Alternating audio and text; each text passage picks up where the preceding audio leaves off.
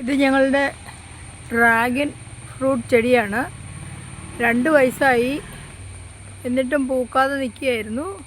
ധാരാളം ബ്രാഞ്ചസ് ഉണ്ടായിരുന്നു. ഫലം തരാത്ത വൃക്ഷം വെട്ടിക്കളയുക എന്നാണല്ലോ ബൈബിൾ പറയുന്നത്.